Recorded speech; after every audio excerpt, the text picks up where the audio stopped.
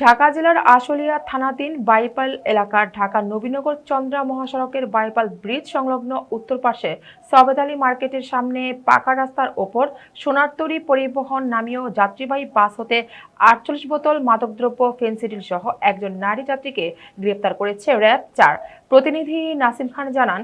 র্যাব-৪ সন্ত্রাস ও জঙ্গিবাদ নির্মূলের পাশাপাশি মাদকদ্রব্য উদ্ধার ও মাদক ব্যবসায়ীদের গ্রেপ্তার সহ নেশার মরণ ছোবল থেকে তরুণ সমাজকে রক্ষা করার জন্য র্যাবের জোরালো তৎপরতা অব্যাহত আছে। এরই ধারাবাহিকতায় ৩০ এপ্রিল ২০২৬ র্যাব-৪ সিপিসি-২ নবীনগর ক্যাম্পের কোম্পানি কমান্ডার অতিরিক্ত পুলিশ সুপার মোহাম্মদ শাহিনুর কবির এবং স্কোয়াড কমান্ডার মোহাম্মদ হলিউজ্জামানদের নেতৃত্বে একটি আভিযানিক দল ঢাকা জেলার আশুলিয়া থানাধীন বাইপাল এলাকার ঢাকা নবীনগর চন্দ্রা মহাসড়কের বাইপাল ব্রিজ সংলগ্ন উত্তর পাশে সবেদ আলী মার্কেটের সামনে পাকা রাস্তার ওপর মাদকদ্রব্য উদ্ধারের জন্য চেকপোস্ট ডিউটি করাকালীন বিভিন্ন ধরনের যানবাহন ও যানবাহনে থাকা যাত্রীদের তল্লাশিকালে সোনারতরী পরিবহন নামীয় যাত্রীবাহী বাসে থাকা নাসিমা নামীয় এক মহিলা যাত্রীর পরিহিত বোরখার নিচে তার শরীরের সামনের দিকে পেটের সাথে সুকৌশলী স্কচ টিপ দিয়ে বাঁধা অবস্থা হতে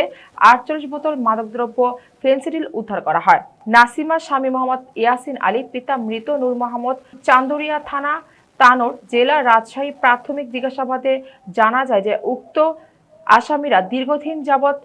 লোকচক্ষুর আড়ালে দেশের সীমান্তবর্তী জেলা রাজশাহী হতে কম দামে মাদকদ্রব্য ফেনসিডিল ক্রয় করে এনে ঢাকা সহ দেশের বিভিন্ন এলাকায় ডিলার ও খুচরা মাদক বিক্রেতাদের নিকট